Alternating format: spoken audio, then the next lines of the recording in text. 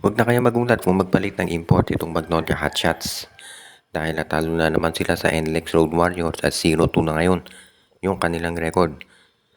Marami ang nagsasabi na ang problema dito ay si LA Tenorio at hindi maganda yung mga ginagawa niyang substitution patterns at syempre yung paggamit ng mga players. Sabi nga nila na ibigay na lahat ng players dito sa Magnolia, ang lalakas na niyan pero natatalo pa rin. Pero ganun pa man, wag nating asahan na ito si Tenorio mapapalitan. Ang gagawin niyan, magpapalit sila ng import. Dahil syempre, mas madaling magpalit ng import kaysa magpalit ng coach o magpalit ng local player.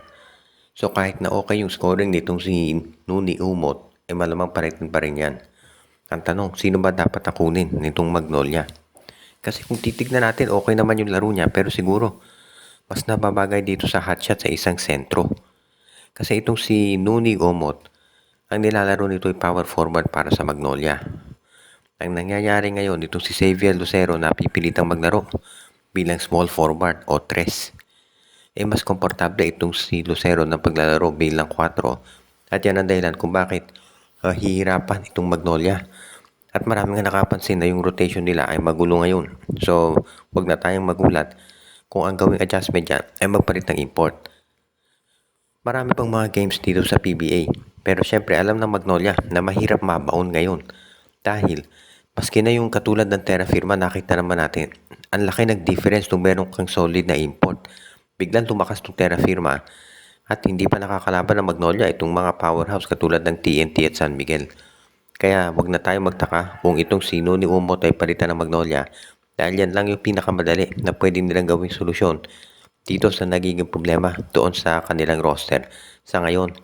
Kaya yung announcement ng pagpapalit ng import sa lalo't pandaling panahon gagawin na yan. Ang San Miguel Beermen naman daw ay interesado na makuha itong si Cedric Fairfield na ang balita ay hindi na raw interesado o hindi na masaya sa Blackwater Boxing. Wala namang magugulat kung hindi masaya si Fairfield sa Blackwater dahil tuloy-tuloy o sunod-sunod yung mga talo nila. So yung paglalaro nito si Fairfield sa ibang team ay hindi na nakagugulat.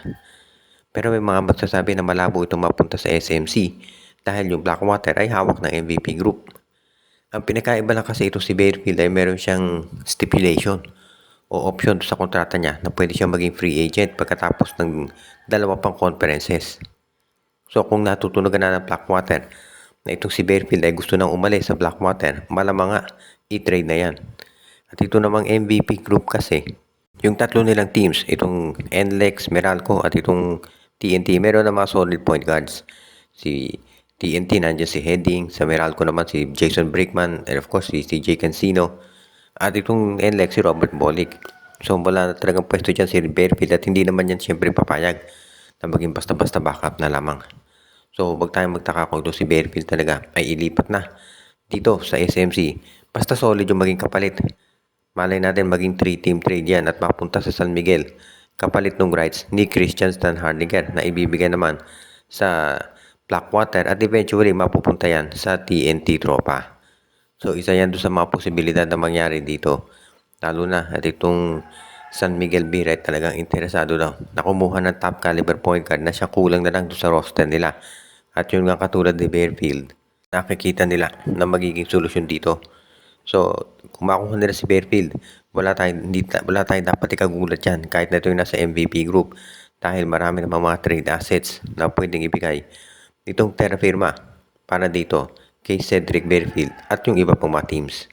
Ang Barangay Ginebra nga ba pinag-iisipan na kumuha ng isang 7-footer na import at itong si Justin Brownlee ay gagamitin sa third conference. Yung mga fans ng Ginebra pinag-iisipan na dapat ganyan ang gawin dahil nakikita na nila na mahihirapan talaga yung Gene Kings ngayon. Nakita naman natin yung import ng Terra Firma, ng Converge, Blackwater, itong Phoenix, kung paano sila mag-dominate doon sa paint dahil sa laki nila. So kung ikaw itong Barangay Ginebra na 6'6 lang yung import mo si Brownlee, baka mahirapan ka talaga. Totoo kinuha nila si Kmar Carino at itong si Isaac Go pabalik na. Pero very doubtful na kaya niya makapag-match up doon sa mga higante na import ng kalaban. Kaya nga sabi nung iba, baka mangyari dito, mag-decide si Coach Tim Cone na kumuha na lamang ng mas malaking import at itong si Justin Brown din gamitin sa third conference kung saan ang height limit ay 6'6". So kung height limit ay 6'6", pwede dyan talaga si Brownlee.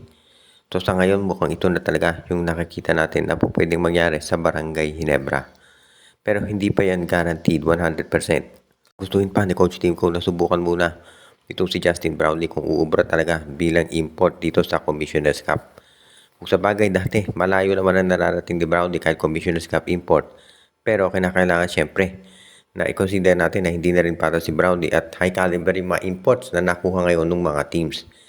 Kaya hindi na ako magugulat kung ito na talaga yung panahon para ito si Brownlee ay i-designate muna sa third conference at dito sa Commissioner's Cup kumuha ng ibang import itong Barangay Ginebra na kanilang magagamit. At yan naman talaga hindi nakapagtataka kapag ginawa nitong Chin Kings. Dahil syempre sila naman talaga yung inaasahan natin na gagawa at gagawa ng hakbang pagdating dito sa pagpalakas ng roster. Kaya itong si Coach Tim Cone, huwag tayong magtaka kung bigla na lamang niyang i-announce na ito si Justin Brownlee ay gagamitin nga nila sa third conference na lamang at hindi dito. Samantala naman ang balita natin ngayon mukhang itong Barangay Ginebra daw ay talagang determinado na gawin ang lahat para masiguro na sila yung o rather itong Phoenix Jewel Masters ay determinado na gawin ang lahat para makapasok sa playoffs. Kung magtataka kung ito na talaga yung simula nung gagawing aggressive move nitong lineup ng ng Phoenix Jewel Masters. Pero ang balita, ito raw Raynor Shine nila sa Painters interesado makuha ito si Richie Rivero sa isang trade. Alam natin gumaganda laro ni Rivero dito sa Phoenix at marami naniniwala na on the way na to para maging franchise player nila. Pero syempre, kinakailangan natin tignan kung masusunod talaga to at kung sino yung mai-offer ni Coach Yeng Giao para dito kay Rivero. Dahil hindi naman biro yung nabibigay nitong tutulong sa Phoenix. So hindi ito basta-basta pakakawalan ni Coach Charles Chu. At kung ikaw naman si Coach Yeng Giao, pwede mo sigurong i-offer ito si Gian Mamuyak o kaya si Anton Astisio, pero baka hindi sumapat yan. Baka kailangan si Adrian Nocum na ang ibigay nila para dito at least mapakonsider itong si Coach Charles Chu. Pero sa kasalukuyan sa tingin ko, dahil sa ganda ng nilalaro ng Phoenix, hindi muna nila iti-trade ito si Richie Rivero. Lalo na ito yung isa sa mga kinoconsider natin ng mga top players ngayon sa PBA. At mukhang ito na talaga yung nakikita natin na magiging pagbabago dito sa Phoenix Jewel Masters. Lalo na, at alam naman natin na hindi sila yung team talaga na magiging considered na powerhouse favorite. Pero kahit na underdog itong Phoenix, nakita naman natin na lumalaban talaga. Kaya hindi na ako magugulat kung talagang gumawa sila ng hakbang para masiguro na ito talaga yung magiging ready para dito sa kanilang roster. Kung sakasakali nga nagawin ito ng Phoenix yung trade sa Raynor Shine, sigurado na matindi yung hihilingin nilang kapalit para kay Rivero. Shoutout kay Joshua Giray, Espejo at Rosales family, kay Jonel Alagon, Anthony Alon, Michael D, Ireneo Salangsang. Pinabati din natin si Monty Guzman, Katsakino Dukusin, Malyaring Mascarillas, Edwin Carmona Jr., pati na rin si Dexter Domer, si Enju at lahat ng ating mga regular na taga-subaybay.